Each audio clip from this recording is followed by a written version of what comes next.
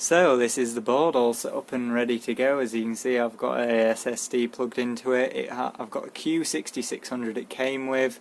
I've got my Crucial Ballistics, and I'm going to put that new graphics card in it, but first I'm going to test it with the GT610, because if both this and the graphics card didn't work, then I'd have to get the GT610 out and put that on anyway.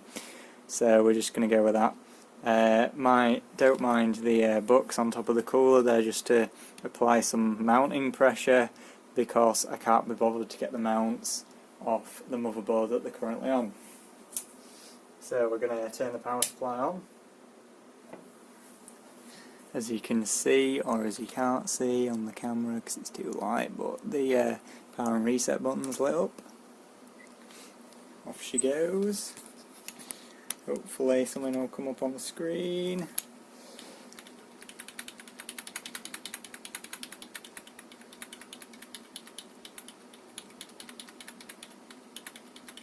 CPU fan error. Yes, that is an issue. We don't have a fan. Look, there's a fan. Running a passive Q6600 at the minute. Probably not the best idea ever. I'll just prop this up on the memory here and plug it in. There we go. It's got a CPU fan now. Just there, look. Not precarious at all, just propped up against the heatsink. Anyway, it'll keep it alright while we have a look in the BIOS. Very nice BIOS indeed. Love this BIOS. So, I'm going to set everything how I would normally set it up. God. So, we're going to start 1066.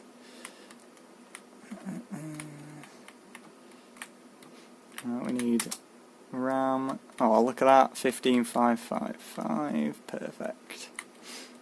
CPU voltage, I won't put any in it yet. Load line calibration, enabled. Chip configuration, disable all this crap.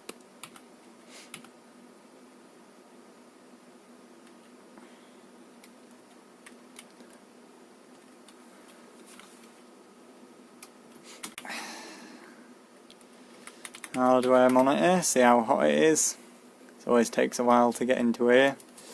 I remember from the, I should check what BIOS version it is. 16 degrees, that's quite unlikely considering it's more than 16 degrees in here. But looks like the stock CPU voltage, or what it thinks is stock CPU voltage, is 1.28 volts, which is fairly nice, not too bad. Right, and we're going to actually have to put some proper fans on it, because I'm going to stick it at 1.4 volts, and then we'll see how she goes, I suppose. It's the only best way to find out, isn't it? DRAM voltage 2.1 volts, North Bridge voltage 1.32. 0.4. We think we'll start at, let me think, we'll start about 3 GHz and work our way up. We'll start at 320 FSB. We'll need to lower the RAM down to, we'll just keep it at 1024, and we'll use SetFSB from within Windows to sort it out. I'm just going to get another fan and put it on, and then hopefully boot. So I've put another fan in the middle of the heatsink now, so it's got two 120mm fans. I'm just going to boot up at 1.4 volts and see what happens.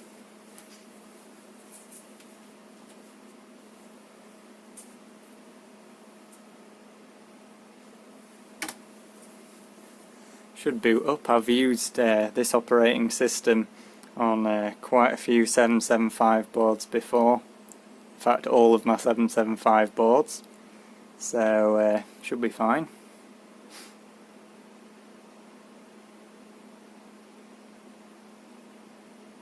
If it actually boots. Way. Super. Now to test CPUs, actually it'll probably want to restart because it'll think it's installed a new CPU or RAM or something. Anyway, while it's waiting for it to do that, oh, it's done. How I usually test CPUs with quad cores, I go up to 1.4 volts and just literally see how far I can get on the FSB with the maximum multiplier. God, I hate that screen. And run Cinebench R15. That's literally the only test I do. And from that I can pretty much figure out whether a chip's going to be good or bad. And then if it passes that test, if it's my fastest chip at that, I'll put it on the phase cooler and see how well it scales on cold. Now if it's nowhere near, I'll just probably end up selling it, but at least this board came with this chip for free, so I suppose if it's terrible, and it's no great loss really. I mean, it's just a discount off the motherboard. Right, I'll move you in for a bit of a better angle here. There we go. Right, so in SetFSB, that there, which you can see, wait a second, I'll zoom you in, please focus, is the clock generator, or the PLL, for all Asus P5 boards, I think. I'm pretty sure. Anyway, it should be correct. The way you can tell if it's correct is, firstly, there's a list on SetFSB, the actual website, and secondly, if CPU-Z says the bus speed is 320, which it says there, and this says it's 320, then usually all good. So I don't really care about this because I don't need CPU-Z open. And also when I'm running Cinebench on my tests, I usually set it to high priority, just because it's a little bit more stressful, and it'll sort of get rid of any background programs that are running and make sure they don't use up any CPU power. So I'm just going to start that now, run through however many times, just increase the FSB with SetFSB till it crashes. Then depending on how fast it crashes at, I might go back into the BIOS and change the memory speed, maybe give it a little more, bit more FSB termination voltage, or maybe it might need a bit more voltage on the north bridge. We'll just have to see.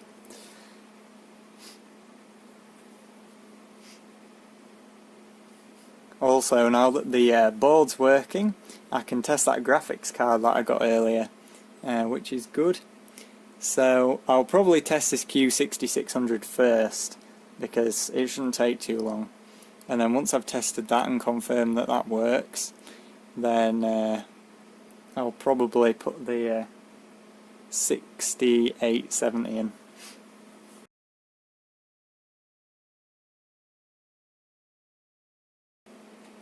So it's done the first Cinebench. We've got 292, and what gigahertz are we at? 9 times 320. So we should be about 2.9 gigahertz ish, just under 292 CB. Basically, with Q6600s, for every 100 megahertz you go up on here, you should go up 10 points on there. So if you're at 3 gigahertz with decent memory, you should be getting 300. If you're at 3.5 gigahertz, you should be getting 350. That's basically how it scales with these chips. So we're just going to go up 10 to start with. Up to, it actually says how many gigahertz it is just there. I'm an idiot. Anyway, I'm going to go up to about 3.3 or maybe 3.4 gigahertz quite quickly, because that's where most of them seem to get to on 1.4 volts, and then after that I'll start going up in smaller steps, but until I get there I'll be going up in quite big steps, hopefully. If it's a really terrible chip, then it could crash at like 3.2 or something, but in that case it'll just be getting sold pretty much straight away. Now my best chip does 3.6 or 3.7 is it? I can't even remember. Anyway, it's pretty good. I think it could have been nearer 4 gigahertz. Not entirely sure. I'll have to look at my spreadsheet. But basically that one does like 4.7 or 4.6 on phase. So it is one of the top 10, I think, Q6600s on hardware bot, which is pretty decent. The only thing that holds me back with those is mainly the memory, because I'm not that amazing when it comes to tuning the memory. However, recently on my P5Q Pro Turbo I've managed to get it to 1350 megahertz, but only with a specific CPU, and get it around like 1250 to 1320 usually. Now my old P5Q Deluxe, I could never get it above 1200 megahertz. It just gets like 1197, 1190, and it'd just crash, and it would not go higher no matter what CPU I put in. It was really annoying. So I'm hoping that this P5Q Deluxe is actually better, because my old one was actually worse on the memory than my Pro Turbo, which was, it's a much worse board. The VRM on it isn't anywhere near as good, which is why it struggles when you put it under phase cooling. But anyway, we'll see.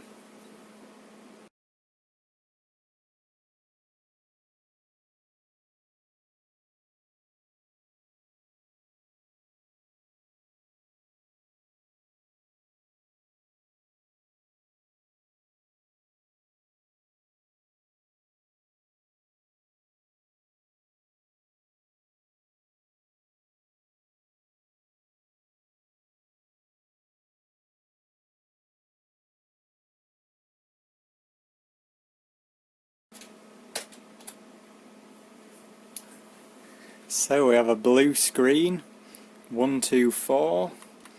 This is a bit lower than average, I would say. Most of them get to sort of around 3.4, maybe 3.5 gigahertz. So this one is fairly disappointing.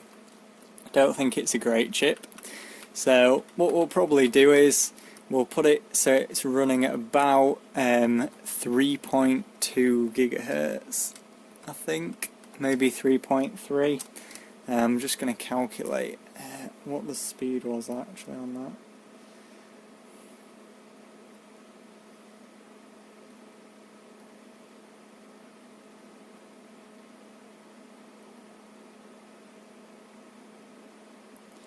Okay, so that was 3.42 gigahertz, which it crashed at 380 FSB, wasn't it? So actually it could have been the memory. Yeah, it could have been the memory because it's over 1200 megahertz. So what I'll do is I'll drop the memory down a bit and try booting at maybe like 375 and see what's going down. And actually I need to maybe boot a little bit higher than that. 377 will do.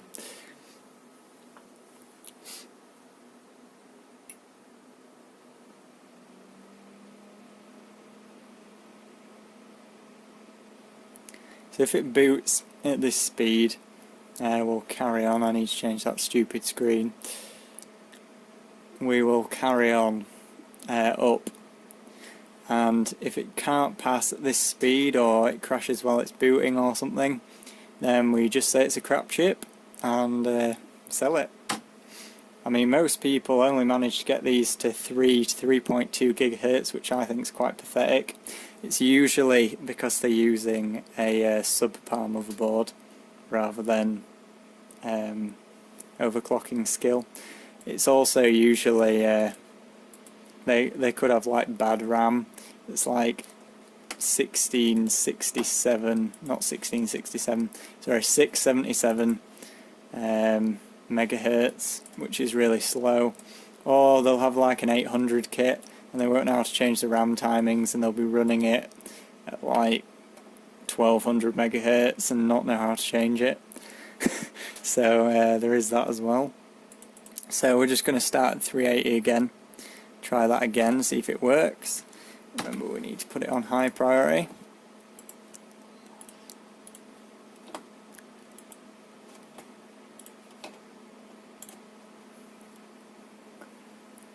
So we'll see if it blue screens this time. Hopefully it won't, because that means it's a terrible chip. Well, terrible in comparison to some of the ones I've had.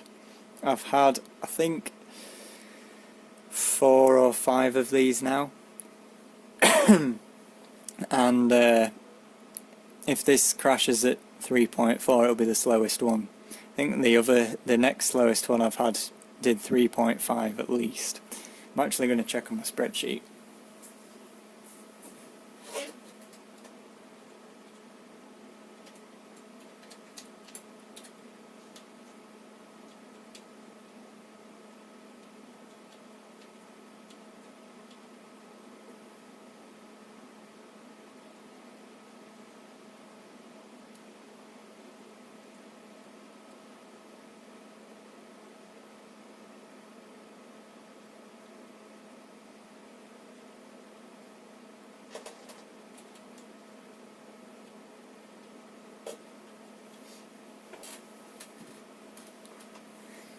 So I've just had a look on my spreadsheet, and they usually, on average, get to about 390 to 400 and sort of 30-ish on the front side bus. So we'll see what this one does.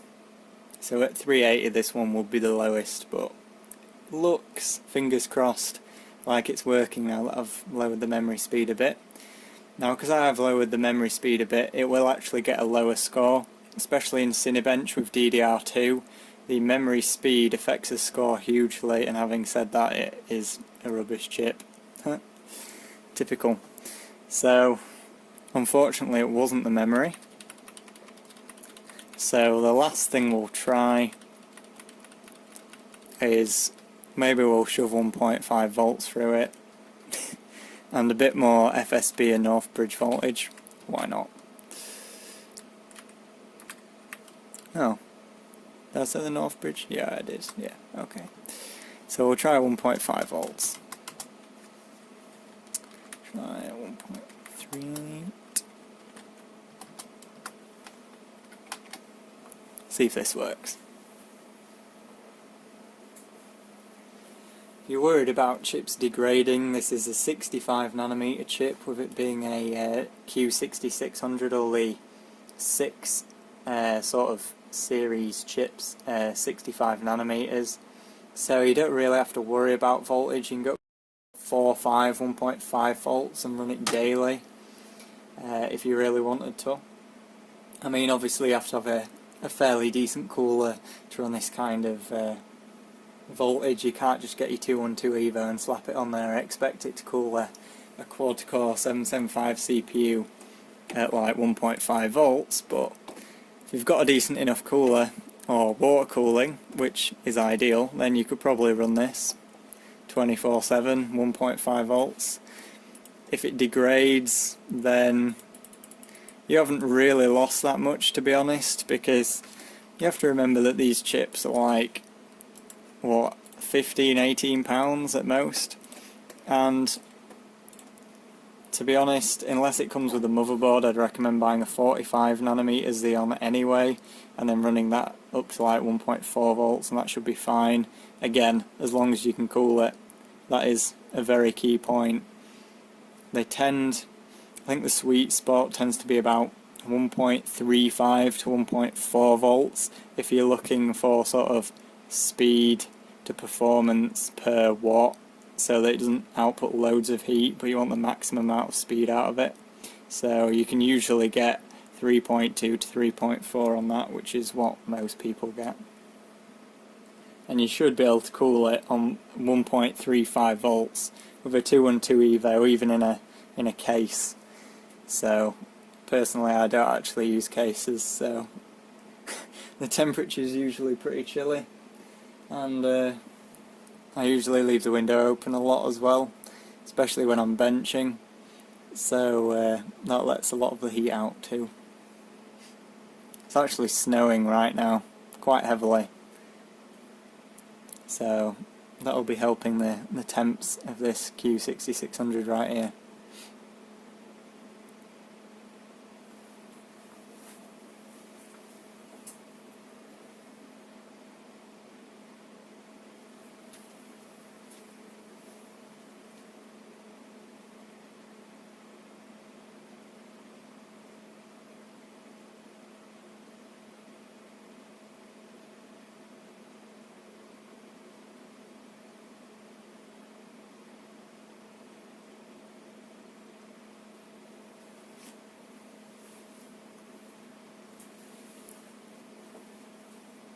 Looks like it's actually going to manage to complete it this time. Hooray!